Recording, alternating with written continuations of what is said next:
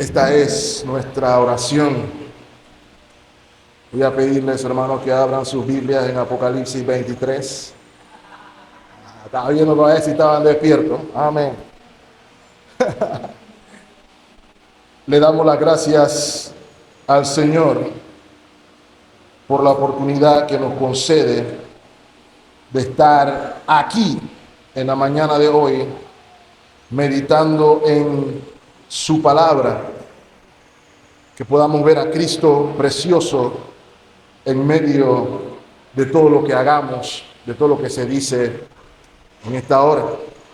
Y como se habrán dado cuenta, en la lectura bíblica no estamos en Apocalipsis. Sin embargo, continuamos la idea de Apocalipsis. Nos vamos a quedar en el Nuevo Testamento con la intención de iniciar una nueva miniserie de 6 semanas, la cual hemos basado en la armadura de Dios.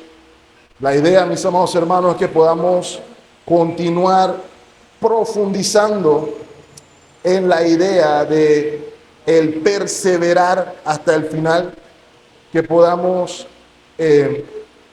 profundizar en la idea del libro de Apocalipsis, a ser exhortados a la verdadera batalla espiritual. Es la palabra que estoy buscando. Y por eso titulamos el mensaje o la serie realmente afianzados en la palabra, en la armadura de Dios, mejor dicho. Firmes en la armadura de Dios. Y mis amados hermanos, la idea es que mientras vemos durante estas 6 semanas al apóstol Pablo hablándonos de las partes o los elementos de la armadura, que podamos visualizar al apóstol Pablo diciéndonos que nos vistamos de toda la armadura de Dios.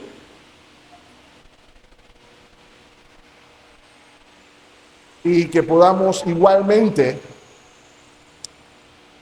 escuchar la voz del Señor Jesús en el Apocalipsis, cuando les dice a las iglesias: al que venciere,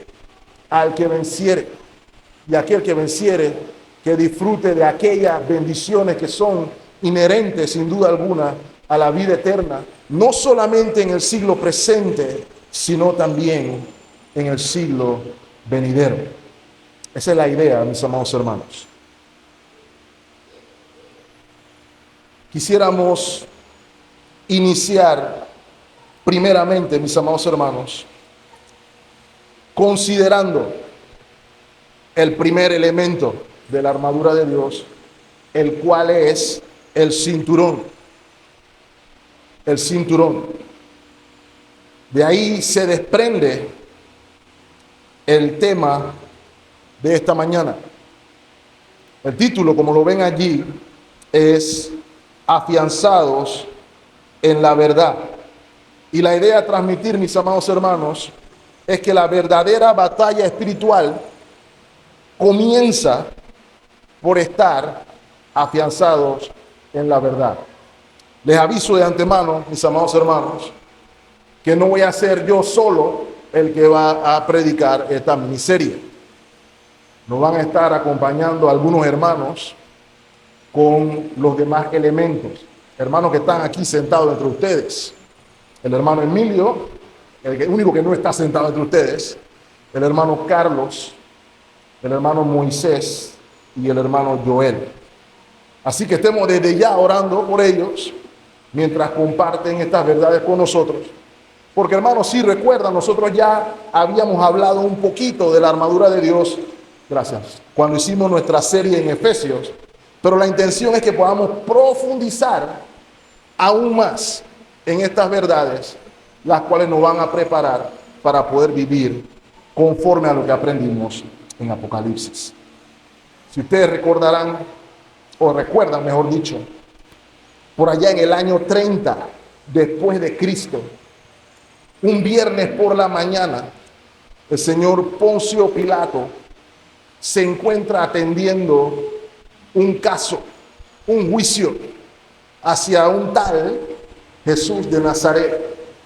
La acusación era doble.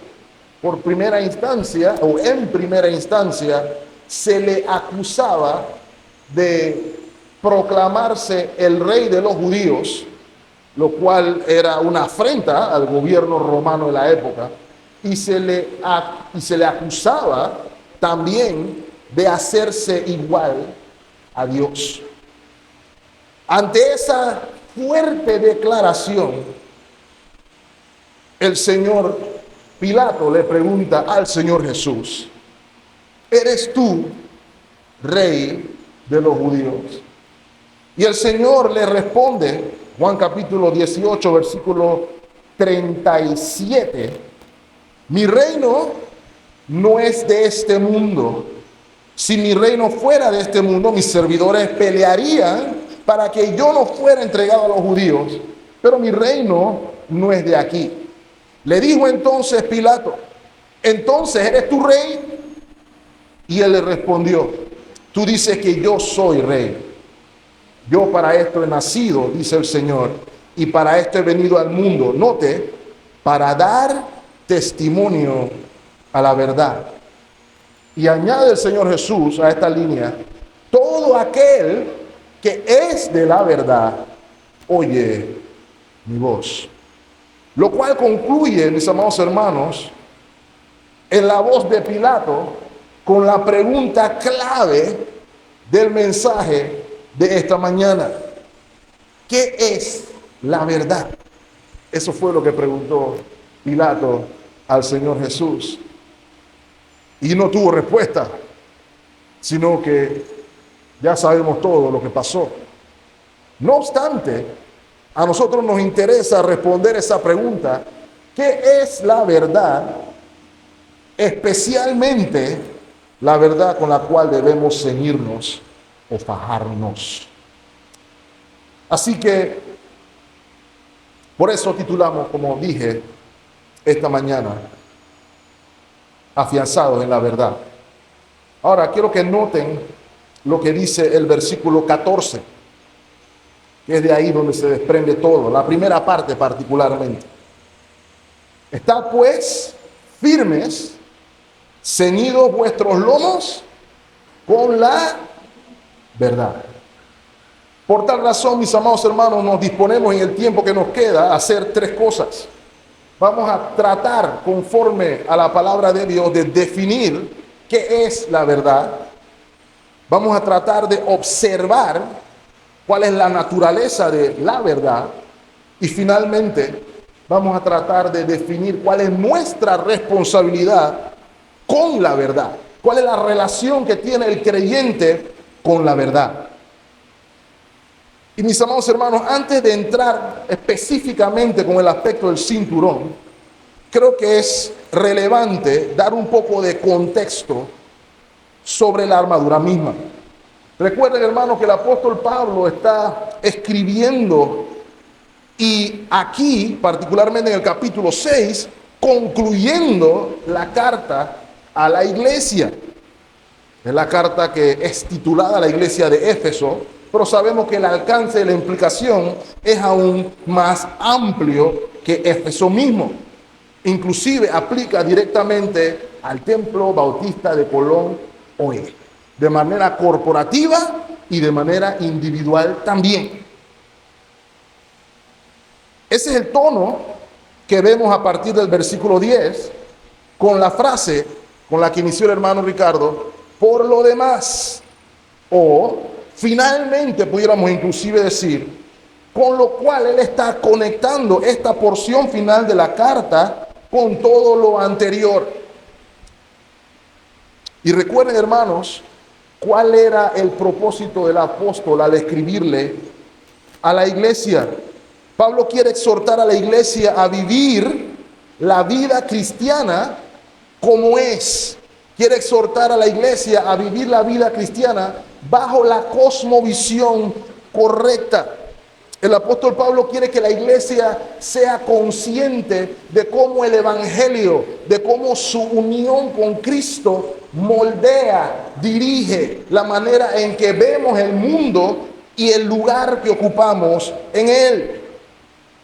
Y por eso notamos con regularidad, por lo menos en los primeros 3 capítulos, que el énfasis es que observemos la gloria, la belleza del Evangelio de nuestro Señor Jesucristo. Y hay varias oraciones del apóstol Pablo enfocadas precisamente en que ellos entiendan qué tan importante es el Evangelio. Por ejemplo, capítulo 1, versículo 17. La oración del apóstol es para que el Dios de nuestro Señor Jesucristo, el Padre de gloria, ¿qué haga? Os dé espíritu de sabiduría y de revelación en el conocimiento de Él. Versículo 18.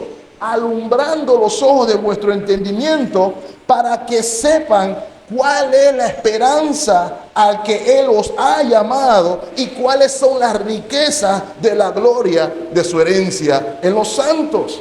Y no termina ahí. Pablo usa todo tipo de superlativo en esta oración. Mira el versículo 19. Y cuál la supereminente grandeza de su poder para con nosotros los que creemos. Note, según la operación del poder de su fuerza. Esas son las oraciones que vemos. Igualito en el capítulo 2, igualito en el capítulo 3. Y particularmente relevante para nuestro texto esta mañana, la que vemos en el capítulo 3, versículo 16. Oro, el apóstol Pablo, para que os dé, conforme a la riqueza de su gloria, el ser fortalecidos con poder en el hombre interior por su espíritu, para que habite Cristo por la fe en vuestros corazones, a fin de que arraigados y cimentados en amor, seáis plenamente capaces de comprender con todos los santos cuál sea la anchura, la longitud, la profundidad, la altura, y de conocer el amor de Cristo que excede todo conocimiento, para que seáis llenos de ¿qué cosa, hermanos?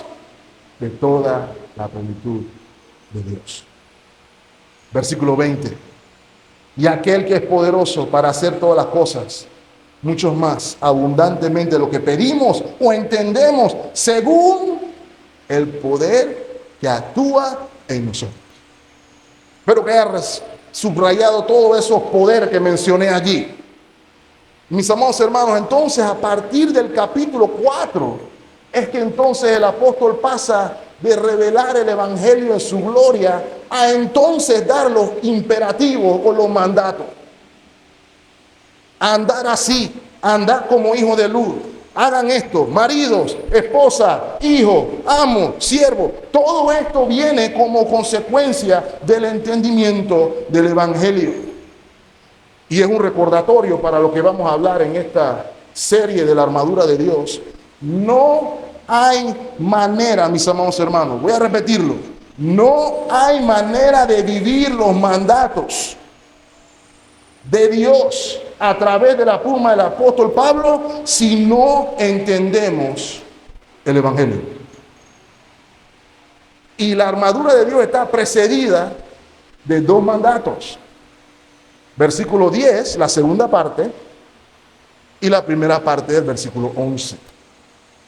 Fortaleceos en el Señor y en el poder de su fuerza, y vestíos de toda la armadura de Dios. Ahí hay 2 mandatos, ¿cierto? Fortalecerse en el Señor y vestirse de la armadura de Dios. Y quiero que noten algo, mis amados hermanos. Todos los verbos que encontramos aquí indican que no es opcional. Es un mandato, es una orden. Hay algo que se requiere hacer, hay una instrucción que se tiene que obedecer para obtener un propósito. De modo que ningún cristiano debería decir algo como, bueno, yo no necesito fortalecerme en el poder del Señor. O ningún cristiano debería decir algo como, bueno, yo creo que me puedo poner los zapatos y no es necesario que me ponga el cinto, o me pongo el yelmo y no llevo la espada. Ese no es el punto. El mandato es toda la armadura del Señor y fortalecerse en el poder del Señor. Y esa parte de fortalecerse en el poder del Señor, mis amados hermanos, es importante porque es un llamado a que nosotros podamos reconocer precisamente nuestra falta de poder, nuestra incapacidad personal, nuestras limitaciones, nuestras debilidades para vivir la vida que Pablo señala aquí. Igualmente, es un llamado a reconocer nuestra incapacidad natural para lidiar con la naturaleza y el carácter de nuestro enemigo. Es un llamado a la humildad, este mandato que vemos allí. Y lo puedo decir, spoiler desde ya, si no es en el poder del Señor, hermanos, no se puede. Imposible. Este mandato no está aquí por el gusto. Como mencioné, vestirse de toda la armadura de Dios. Y aquí es importante que recordemos la idea. 3 cosas quiero que vean cuando se hable de la armadura. La armadura tiene en mente el equipo de guerra o de preparación para la guerra del soldado romano. No quiere decir que estas eran las únicas herramientas de la armadura, pero las que le funcionan al apóstol Pablo para transmitir una imagen. ¿Por qué? Porque no es una armadura física, no es una armadura real, no es como la armadura de la foto que les envié para la serie. Tiene en mente la armadura romana que cumplía el propósito de mantener el orden y el poderío romano en las tierras donde estuviera abarcado el imperio. ¿Ok? Eso es lo primero. Lo segundo es que la armadura está descrita en lo que debería ser el orden de ponerse los elementos que la componen. ¿Ok? Comenzando por el cinto, luego por la coraza y así sucesivamente. Esa es la idea que se está tratando de transmitir. Lo más importante a observar de la armadura, mis amados hermanos, es que ella no tiene el propósito de solamente hablarnos de guerra, porque nos habla de guerra, pero nos habla de guerra desde la confianza en Cristo. Voy a repetir eso. La armadura nos habla de guerra desde la confianza en Cristo. Acompáñenme a Isaías, capítulo 11, versículo 5. Isaías 11 está hablando de la vara del tronco de Isaí. Es una referencia al Mesías. Miren lo que se dice del Mesías en el versículo 5. Y será la justicia, ¿qué cosa, hermanos? Cinto de sus lomos, y la fidelidad será, ¿qué cosa? Ceñidor de su cintura. ¿Ok? Toda la armadura nos apunta a ver a Cristo no solamente como nuestra meta, sino como nuestro modelo. ¿Qué quiere decir esto, mis amados hermanos? Que la armadura de Cristo la debemos usar como Él la usó. Esa es la idea. ¿Ok? Ahora, ¿cuál es el propósito? No podemos avanzar sin entender el propósito de la armadura. Y eso lo vemos por la repetición constante. El propósito de la armadura es estar firmes. Y lo vemos repetido en versículo 11, versículo 13, y lo vemos al inicio del versículo 14. Estar firmes. El sentido literal de esa palabra, mis amados hermanos, es permanecer de pie de manera inconmovible. Y tengo un ejemplo visual, mis amados hermanos. Todos ustedes saben que la hermana Linda ha estado sufriendo unas semanas complicadas con la ciática. Y cuando ese nervio, por la inflamación de la columna, comienza a fallar, lo último que puede hacer la hermana Linda es permanecer firme. Firme. La primera vez que le pasó, cayó en el baño. Ha estado caminando normal y de repente le falla la pierna y trastabillea. Esa es la idea que se está transmitiendo aquí. Que se pueda estar firme, sin trastabillar, sin tropezar, sin debilidad. Esa es la idea a comprender. ¿Por qué esto es necesario? ¿Por qué es necesario estar firme?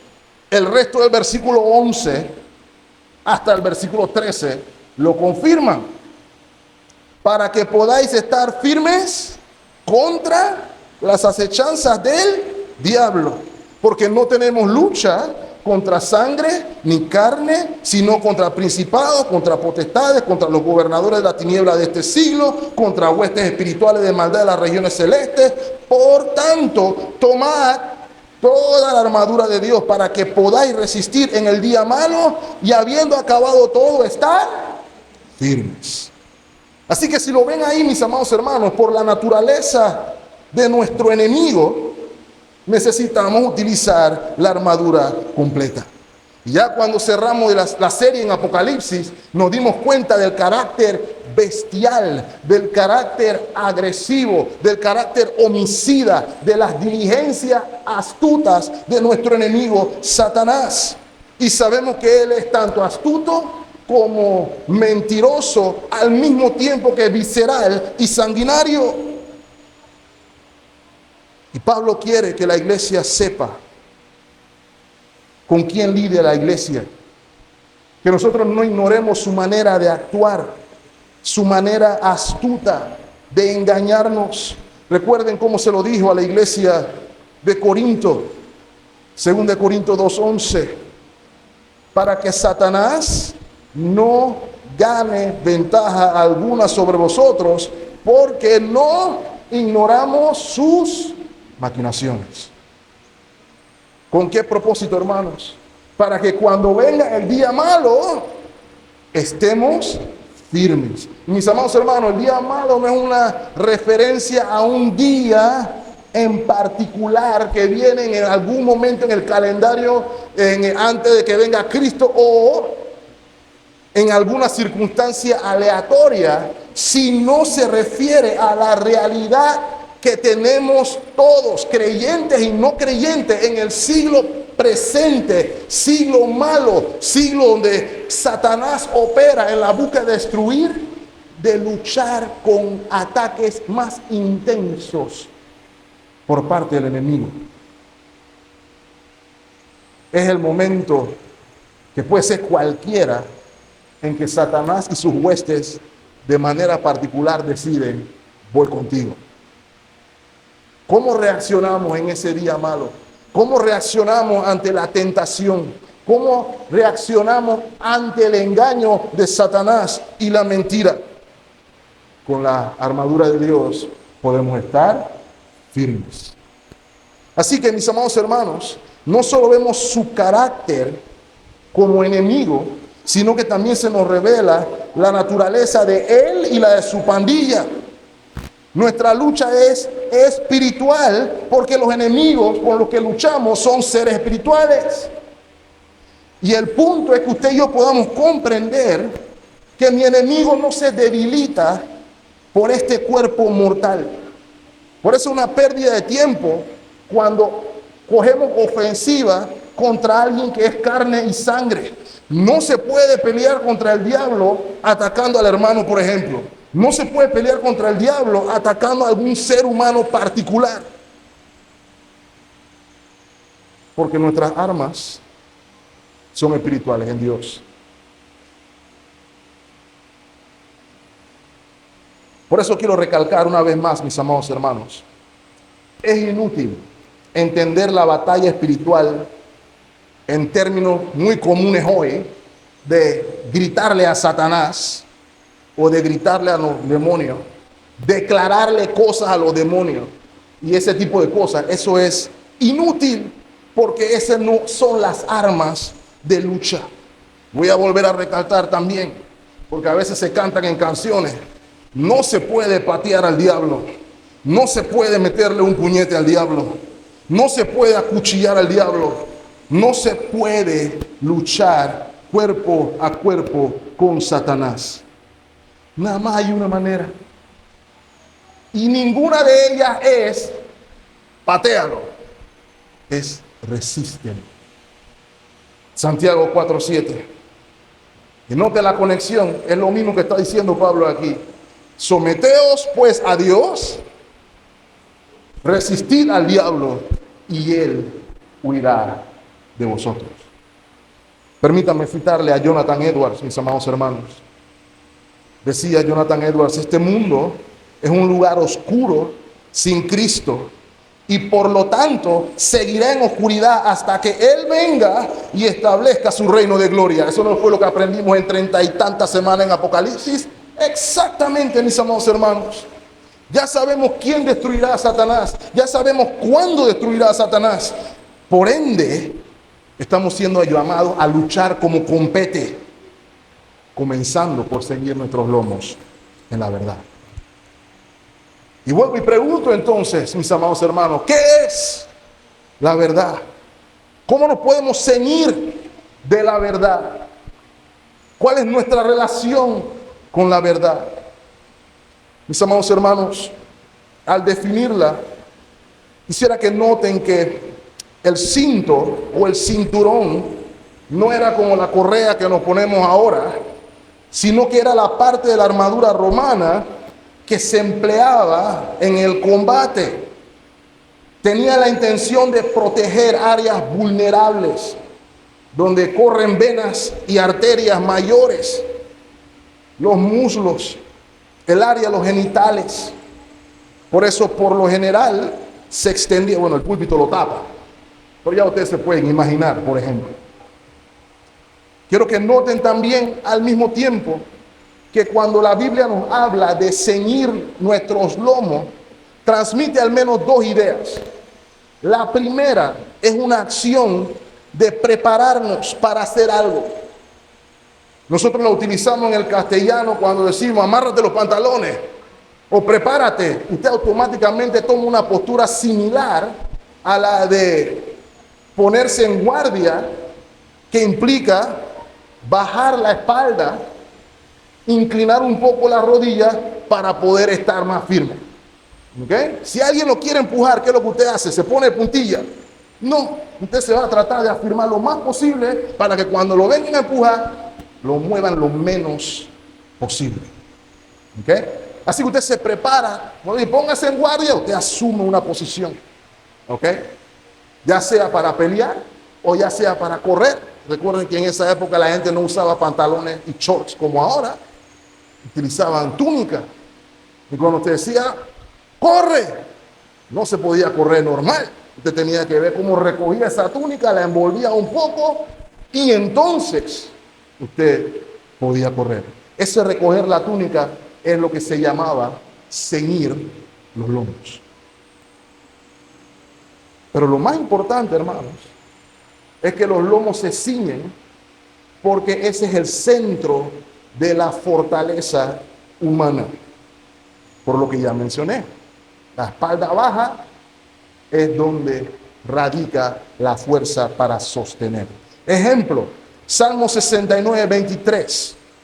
Miren cómo pide y ora el salmista. El rey David dice, con respecto a sus enemigos, sean oscurecidos sus ojos para que no vean. Y miren lo que sigue diciendo, y haz temblar continuamente, ¿qué cosa? Sus lomos. Ponlos a temblar, ponlos a que se vean débiles, a que no puedan estar de pie.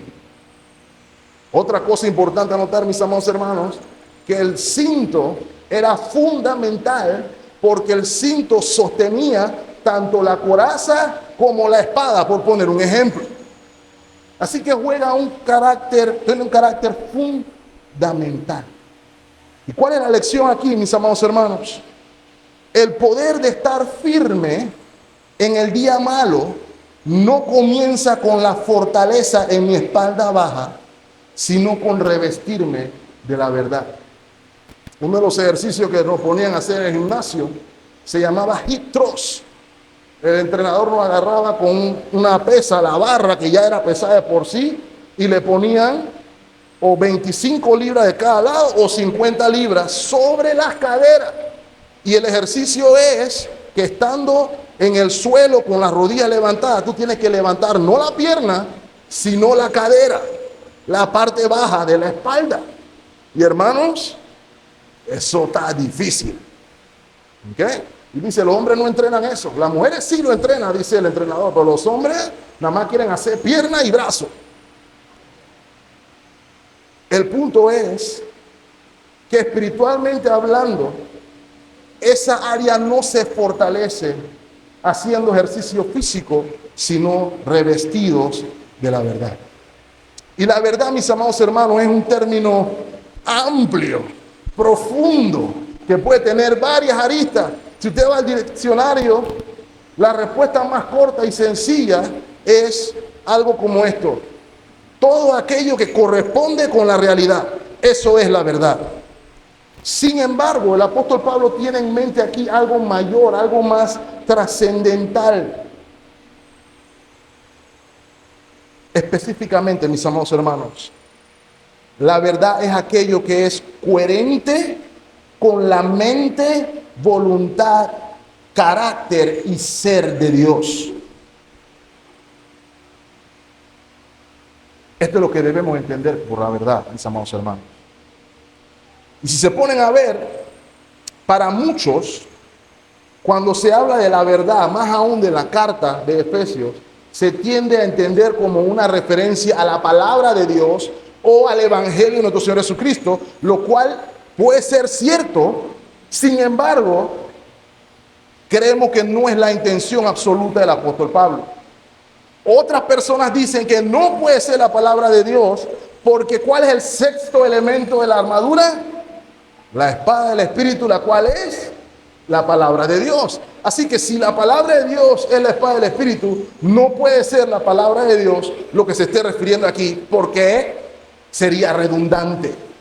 Sin embargo, mis amados hermanos, considero que no es redundante. No puede serlo. ¿Por qué? Porque estamos hablando de dos elementos diferentes. La espada es un arma ofensiva, el cinto es un arma defensiva. ¿Ok? Así que para estas personas que dicen que no porque es redundante, la intención es entender que el mandato a ceñirse el lomo es hacer personas íntegras, hacer personas sinceras, hacer personas honestas, hacer personas rectas. Puede ser, porque la palabra verdad también puede implicarlo. Pero mis amados hermanos, consideramos que la verdad que está transmitiendo el apóstol está en el medio. ¿Qué quiero decir con esto? Que la verdad de Dios es aquella que cuando se aplica de manera personal, consciente, de manera experiencial, fortalece al ser humano de tal manera que termina produciendo en el individuo esas cualidades: honestidad, integridad, sinceridad y rectitud. Es una verdad que cuando se aplica a la vida del creyente, transforma la vida del creyente.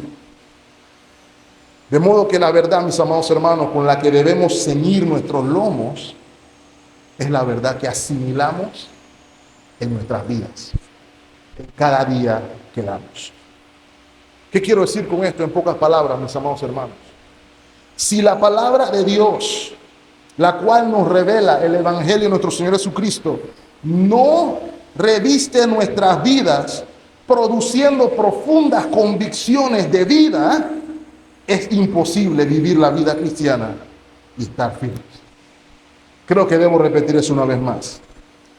Si la palabra de Dios, la cual nos revela el Evangelio de Cristo, no reviste nuestras vidas produciendo convicciones de vida, es imposible vivir la vida cristiana y estar firmes.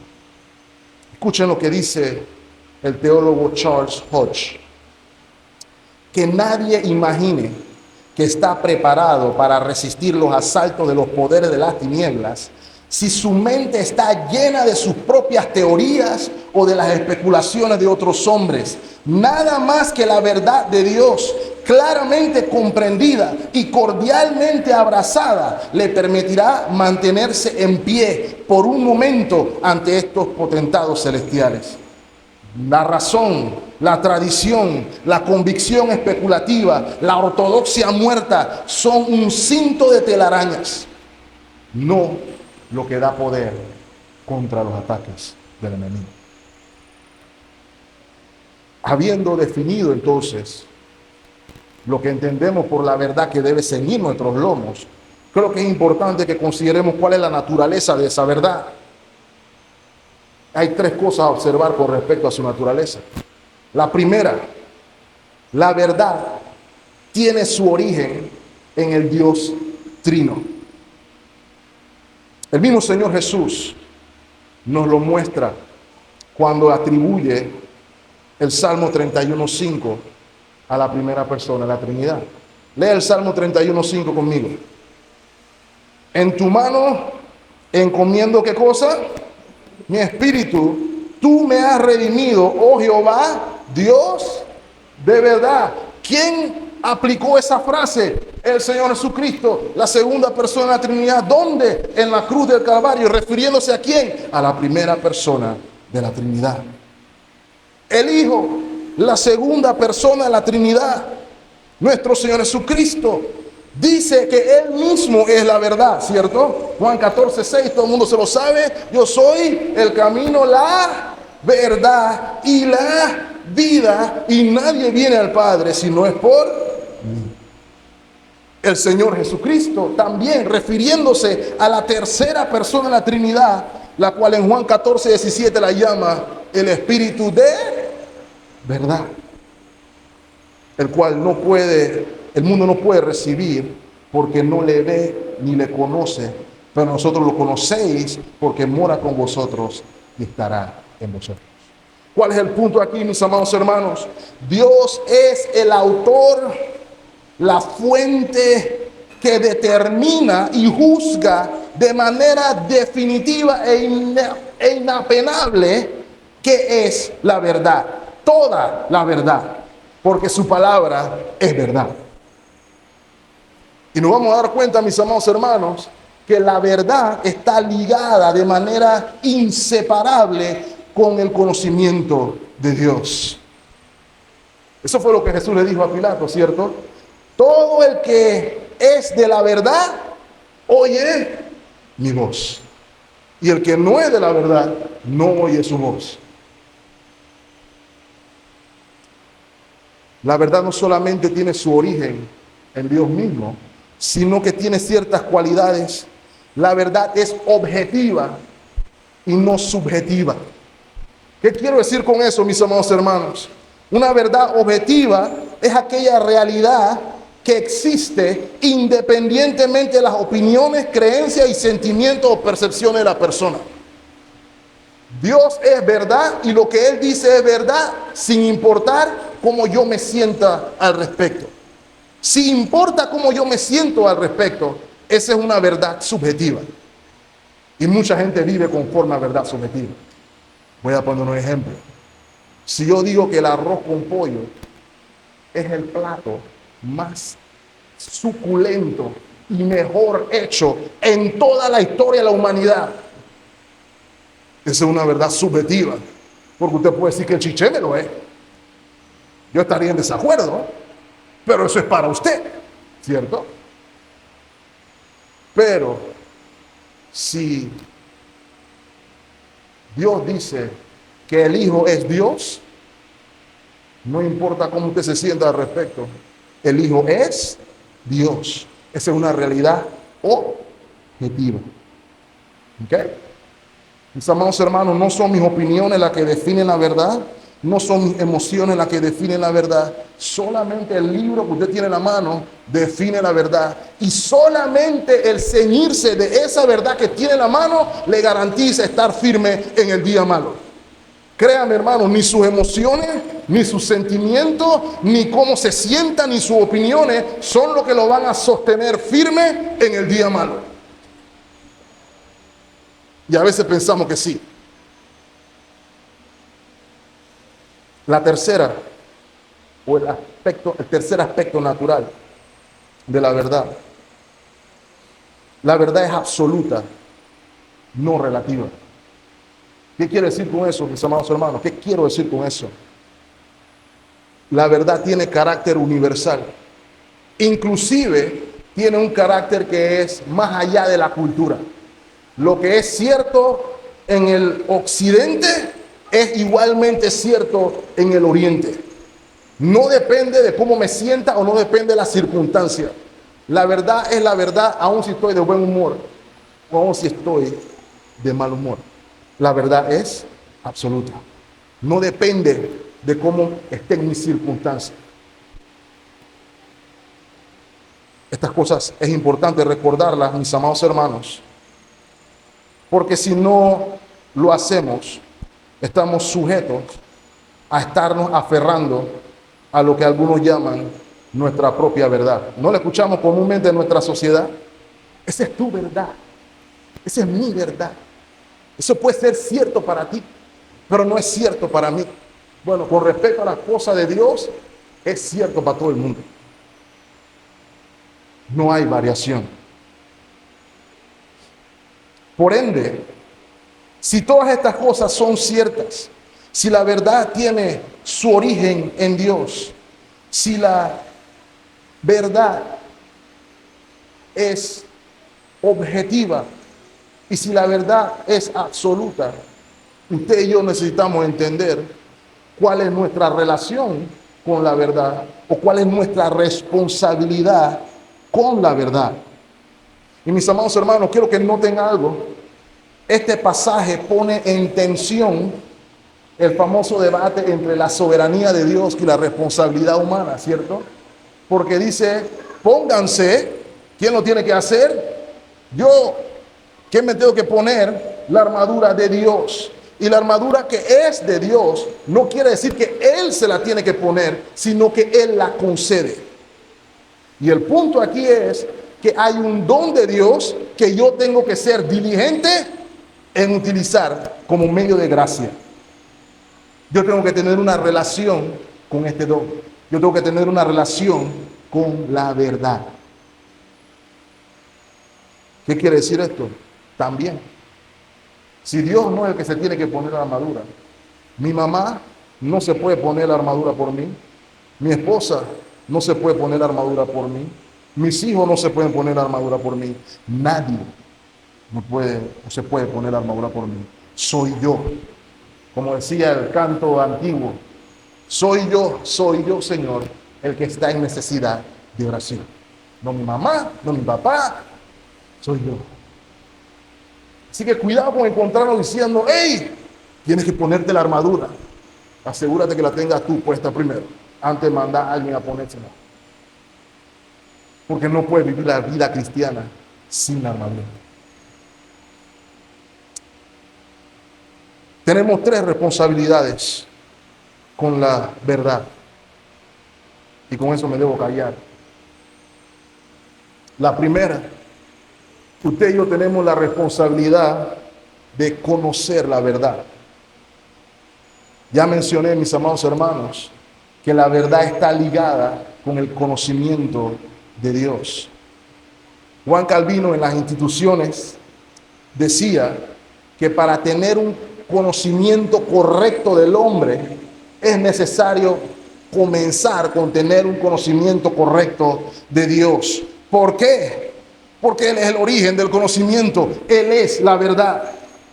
Y el problema con el hombre es que ha dicho ignorar la verdad de la revelación bíblica. Ese es el punto de Romanos capítulo 1, rechazar la verdad con injusticia para creer la mentira de que el hombre es autónomo, de que un día del caos vino el orden, de que un día de la nada apareció todo. Mis amados hermanos, eso sí requiere fe. Eso sí requiere fe. Y requiere una fe que es irracional. Pero cuando partimos de la verdad, que es Dios mismo, entendemos que por el poder de su palabra todo fue hecho y todo existe y todo se desprende de la voluntad de Dios. Por eso dice el salmista y también el proverbista, el principio de la sabiduría es el temor de Jehová. Y llama insensatos a los que rechazan la sabiduría y la enseñanza. Rechazar la enseñanza es rechazar la verdad, lo que te hace un necio. Miren lo que dice Oseas capítulo 4, versículo 1. Oíd palabra de Jehová, hijo de Israel, porque Jehová contiende con los moradores de la tierra por tres razones. Y todas se desprenden de la primera. Porque no hay verdad, ni misericordia, ni conocimiento de Dios en la tierra. ¿Ven la conexión? No hay verdad si no hay conocimiento de Dios. Decía también el profeta que a veces citamos ese pasaje mal: mi pueblo perece por falta de conocimiento. Pero ahí no se está refiriendo al conocimiento de matemática o de biología o de química. Conocimiento de la ley de Dios, conocimiento de la palabra de Dios. Y si no conocemos la verdad, vamos a perecer. Y es imposible estar de pie en el día malo. Y a veces nos preocupamos y a veces nos preguntamos, ¿qué pasa? ¿Por qué estamos tan mal? ¿Por qué nos sentimos tan frustrados? ¿Por qué sentimos que no tenemos victoria? Y es probablemente porque estemos viviendo aferrados a mentiras, aferrados a nuestras emociones, aferrados a nuestras opiniones y no aferrados a la palabra de Dios. Voy a poner un ejemplo sencillo, hermano, sin acritud. Dios prometió que yo soy cabeza y no soy cola, que no hay arma forjada en mi contra que prospere, y todo este tipo de cosas, y la comenzamos a repetir. ¿Cuándo Dios te prometió eso? ¿Es eso verdad o esa es tu opinión? ¿Es eso verdad o esa emoción? La emoción no nos puede sostener, pero como vimos en Apocalipsis, Dios también desea que pasemos por tiempo duro para pulirnos, para hacernos más como Cristo, para ser más santos, para que podamos tener una mayor comunión con Él.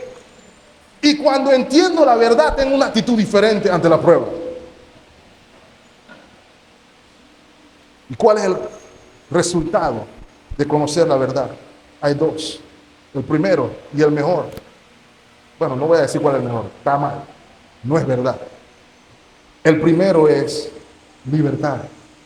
Juan capítulo 8:32, ¿cierto? Y conoceréis la verdad, y la verdad os hará libres. Libre del pecado, libre del yugo, del engaño, libre para vivir, libre para resistir a Satanás. Y el segundo resultado de conocer la verdad es la santificación. Juan 17:17, el Señor ora en el huerto de Getsemaní: santifícalo en la unción del aceite santo. ¿Es lo que dice ahí? Santifícalo en la gloria de la unción de tal o cual cosa. No, santifícalo en la verdad. Tu palabra es verdad. ¿Quieres ser santo? Usted no necesita que yo lo toque, ni que el diácono lo toque, ni que nadie lo toque. Usted quiere ser santo, lea su Biblia en oración, en meditación, en acción de gracia, y vea cómo en el poder del Espíritu ella transforma su vida conforme a la verdad. Nuestra responsabilidad no es solamente conocer la verdad, sino que nuestra responsabilidad es amar la verdad. Y con esto quiero decir, mis amados hermanos, anhelarla, encontrarla placentera, encontrarla valiosa, no por un mérito intelectual.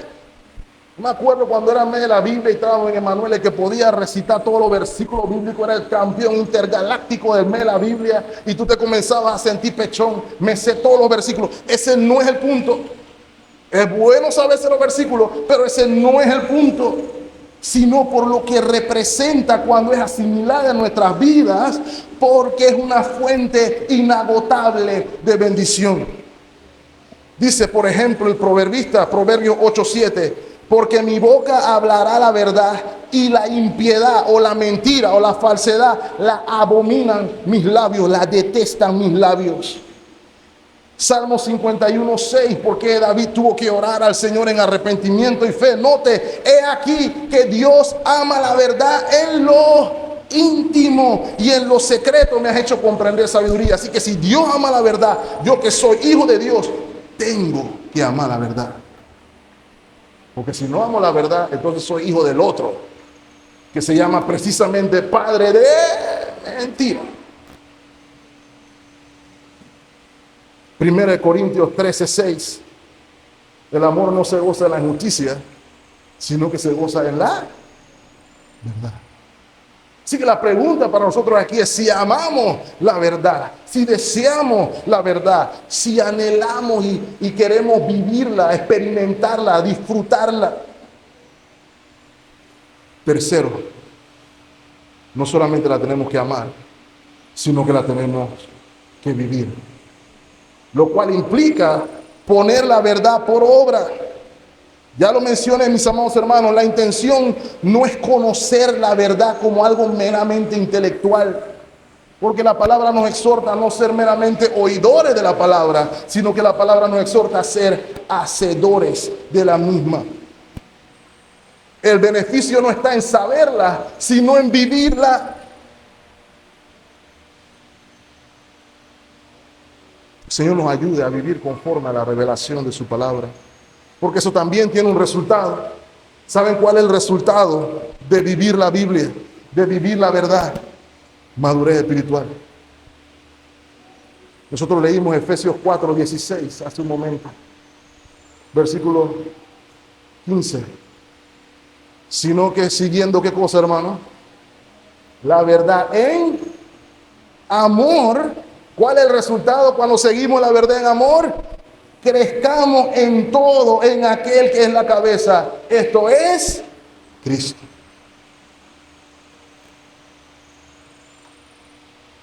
Finalmente, la verdad tenemos que defenderla. ¿Qué quiero decir con esto, mis amados hermanos? Acompáñenme a 1 Timoteo 3:15.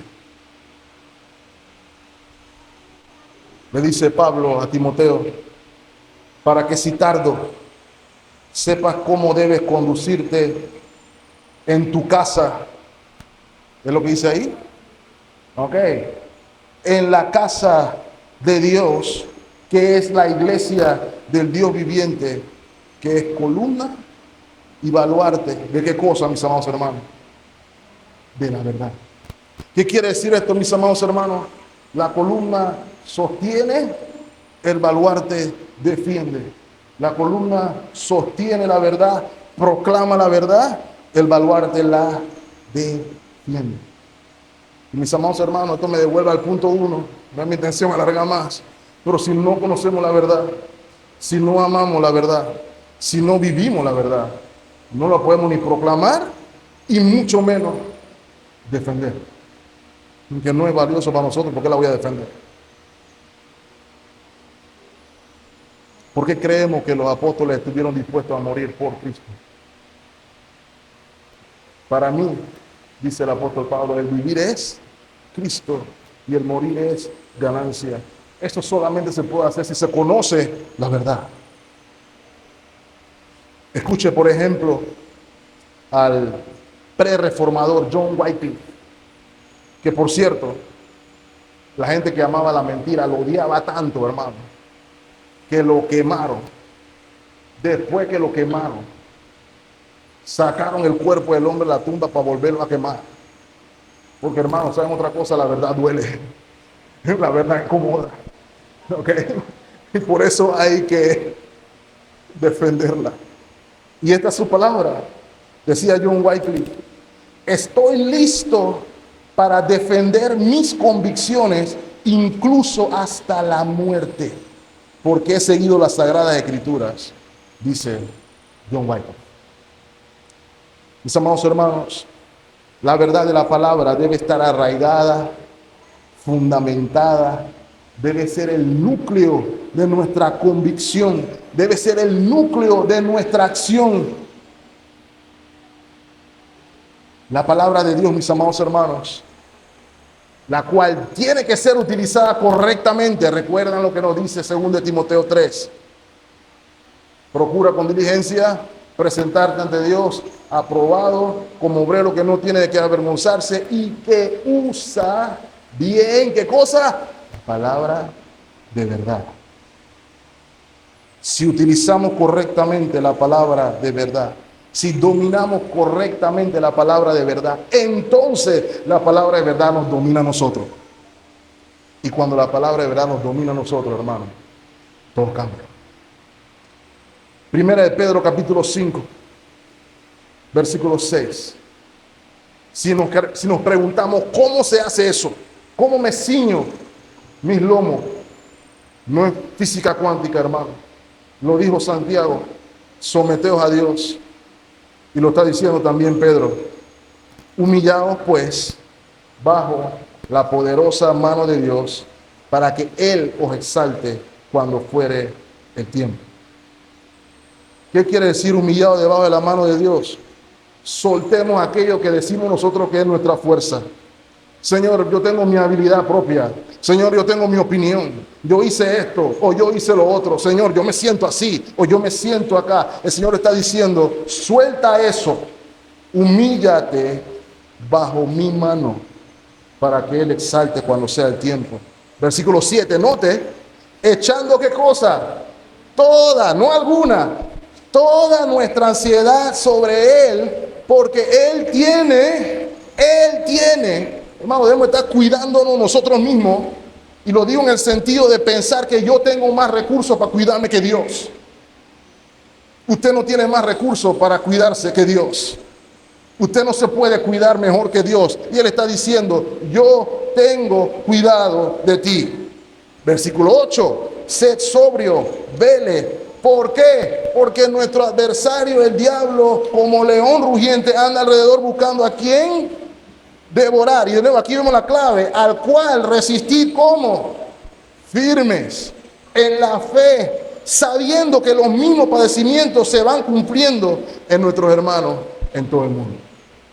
O sea que usted puede hacer una encuesta y darse cuenta que no todos los cristianos son cabezas y no cola. ¿Se da cuenta?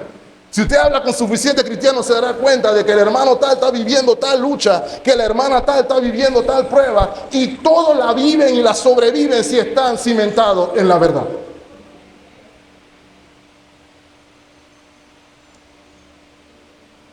Ya hemos visto, mis amados hermanos, que Satanás no está jugando. Y lo primero que hace Satanás es precisamente jugar con la verdad. Lo vimos con las 7 iglesias, se comenzaron a colar falsa doctrina, falsa enseñanza, y la gente estaba aceptando la mentira por la verdad. Mis amados hermanos, nada más quiero darle una advertencia. Si sus convicciones no están afianzadas en la verdad, sus convicciones pueden ser una hoy, pero mañana pueden cambiar. Si no están cimentadas en la verdad. Un ejemplo, en estos días se hizo noticia.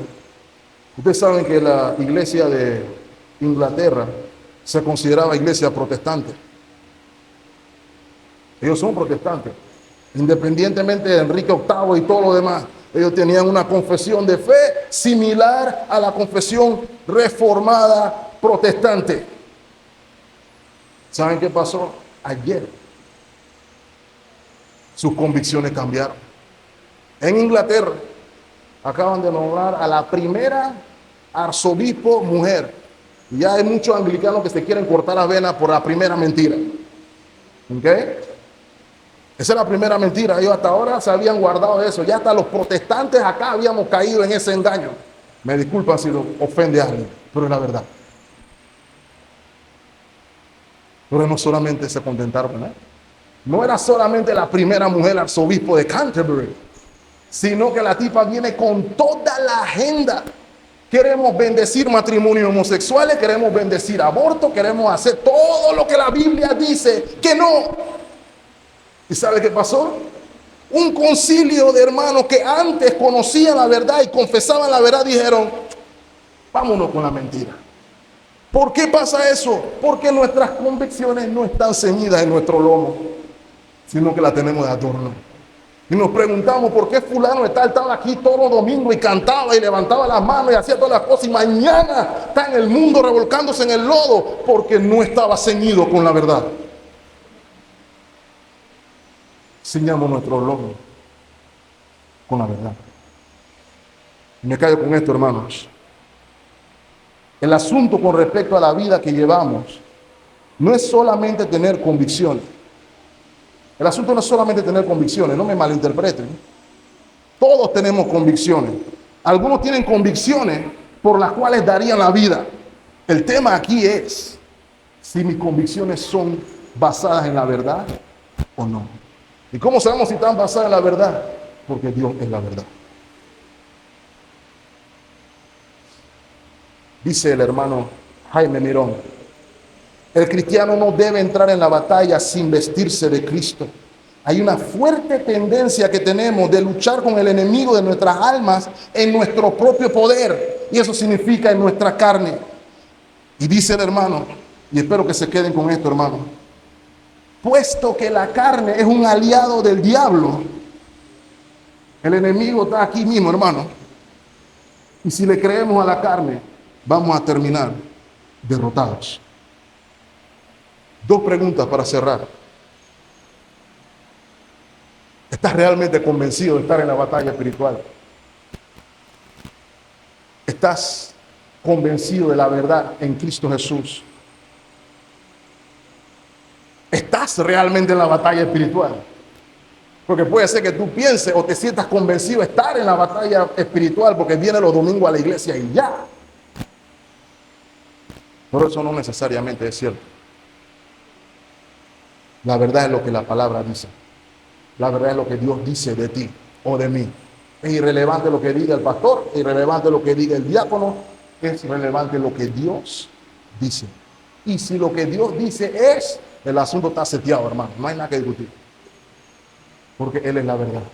Y si ceñimos nuestras vidas en esa realidad, encontraremos la bendición y podremos ser lo suficientemente fuertes para resistir. Pero si no estás convencido de la verdad, Él dice que Él es la verdad y te hace la invitación a que vengas a Él en arrepentimiento y fe. Y Él también, que es verdaderamente fiel, dice que si tú vienes a Él, Él no te echa fuera. Y puedes disfrutar igualmente de la bendición de la verdad. Señor les bendiga ricamente, mis amados hermanos. Oremos. Señor, gracias por tu palabra. Gracias por recordarnos la necesidad de encontrar nuestra fortaleza en la verdad. No solamente como un instrumento intelectual, sino un conocimiento que trascendentalmente obra en nuestras vidas, produciendo aquello que tú amas: justicia, santidad, rectitud, integridad. Te pedimos, Señor, que en tu gracia nos ayudes a conocer la verdad, que nos ayudes a amar la verdad, que nos ayudes a vivir la verdad, que nos ayudes, te pedimos, Señor, a proclamar y a defender la verdad, para que podamos resistir en el día malo y estar firmes. Porque conocemos las maquinaciones de nuestro enemigo, porque conocemos nuestra necesidad espiritual, porque sabemos que nuestras fuerzas son pocas. Señor, recuérdanos que nuestra fortaleza y nuestro poder está en ti. Trae las convicciones necesarias a nuestras vidas, te rogamos. En Cristo Jesús, nuestro Señor. Y el pueblo de Dios dice: amén.